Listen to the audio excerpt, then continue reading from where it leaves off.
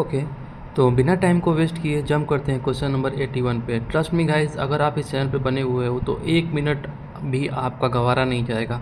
मैं आपका 1 सेकंड भी वेस्ट नहीं करूँगा।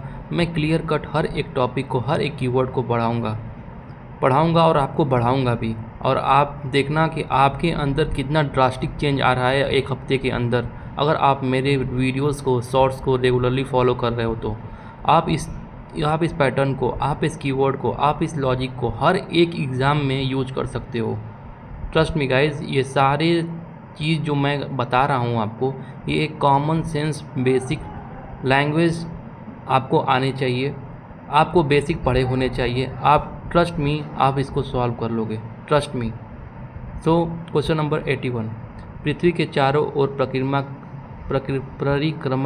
कर रहा कृत्रिम उपग्रह पृथ्वी पर नीचे नहीं गिरता है क्योंकि पृथ्वी का आकर्षण।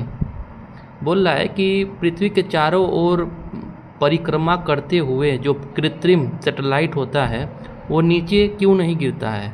तो बोल रहा है कि पृथ्वी का आकर्षण उतनी दूरी पर अस्तित्वहीन हो जाता है।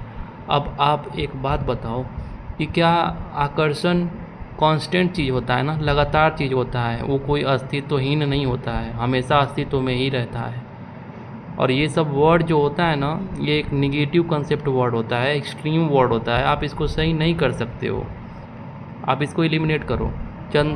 पृथ्वी का आकर्षण चंद्रमा के आकर्षण से निष्क्रिय हो जाता है, ये फिजिकली पॉसिबल नहीं है। अब ये बोल रहा है कि जितना पृथ्वी का आकर्षण है उतना ही चंद्रमा का आकर्षण है, और वो दोनों बैलेंस कर देता होगा, तभी तो बोल रहा है कि निष्क्रिय कर देता है, मतलब उसको कट आउट कर देता है। ऐसा नहीं है। अगर पृथ्वी के अकॉर्डिंग चंद्रमा भी मूव करता तब कुछ पॉसिबल हो सकता है, लेकिन ये फिजिकली इम्पॉसिबल है और ऐसा कोई कंसेप्ट नहीं है। ओके, उसकी नियमित चाल के लिए आवश्यक गति प्रदान करता है। आवश्यक गति प्रदान करता है, मतलब बोल रहा है कि पृथ्वी का आकर्षण उसकी नियमित चाल के लिए आवश्यक गति प्रदान करता है। ओके, पॉज मारते हैं, ये कुछ ठीक लग रहा है। ठीक है, मैं बताता हूँ। उसकी गति के लिए आवश्यक त्वरण प्रदान करता है। अब यहाँ पे कुछ समझ में आया? अगर आप मेरे वीडियोस को रेगुलरली फॉलो करते आए हैं तो आपको मैंने बताया होगा कि सिमिलर साउंडिंग वाले कंसेप्ट क्या होते हैं। मोस्ट ऑफ द टाइम अगर जो क्वेश्चन डिफ़िकल्ट होता है उस क्वेश्चन में सिमिलर साउंडिंग वर्क करता है। देखो, उसकी नियमित चाल के लिए, उसकी गति के लिए सिमिलर साउंडिंग वर्ड रिफ्लेक्ट हो रहा है कि नहीं। अब बताओ कि हम लोग बचपन में जो कंकड़ होते थे उनको रस्सी में बांध करके और अपने हाथ से नचाते थे, तो एक ऐसा स्टेट आता था जिसमें आप अपने हाथ को मूव नहीं करते थे, वो ऑटोमेटिक उस गति से चलते रहता था। तो आप एक एक्सेलरेशन प्रोवाइड करते थे। आप बाइक भी यूज करते हो तो आप एक गति में उसको, अपने हैंडल को कांस्टेंट पकड़े हुए होते हो, तो एक गति उसको प्रोवाइड मिल जाता है कि हाँ 40 की स्पीड से चलना है, तो उतने हिसाब से आप अपने मुट्ठी को, आप अपने हैंडल को पकड़े होते हो, तो वो उतनी गति से आगे बढ़ता है।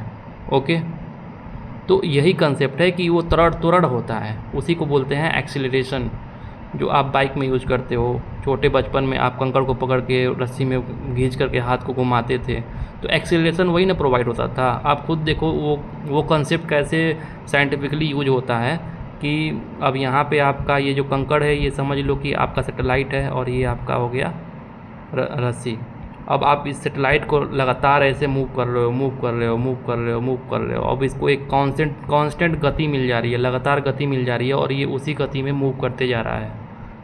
ओके, तो ये कांस्टेंट क्या है? ये त्वरण है, एक्सीलरेशन है। D would be the right answer. उसकी गति से नहीं होता है, गति में कोई कंसेप्ट नहीं है।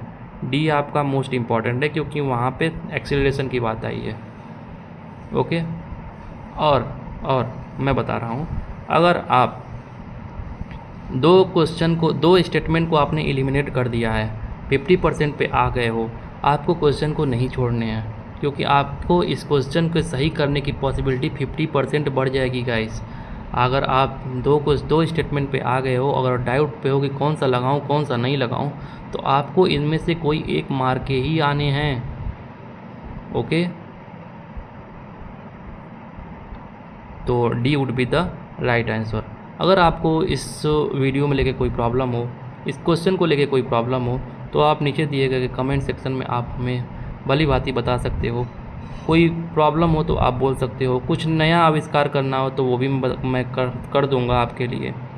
अगर आपको कुछ चेंजेस लेके आने हैं, अगर आपको लगता है कि किसी और पीसीएस के चाहिए, तो मैं वो भी डिस्कस करूँगा, आप कमेंट सेक्शन में बता सकते हो। जिसके लिए आपको ज़्यादा से ज़्यादा मेरे शॉर्ट्स को देखना पड़ेगा। अगर आपको डेफिनेटली पसंद आया ना गाइस, तो आप बिना सारे वीडियो को मेरे देखे रह ही नहीं पाओगे, ट्रस्ट मी। सो इस वीडियो को यहीं पे समाप्त करते हैं। आगे के लिए मैं आपको 82 पे मिलूँगा। और मैं आप ऐसा नहीं है कि मैं कोई रैंडम क्वेश्चन को चूज़ कर रहा हूँ, मैं एक एक क्वेश्चन सीक्वेंस वाइज मैं आपको सॉल्व कर रहा हूँ यहाँ पे। Okay, thank you so much.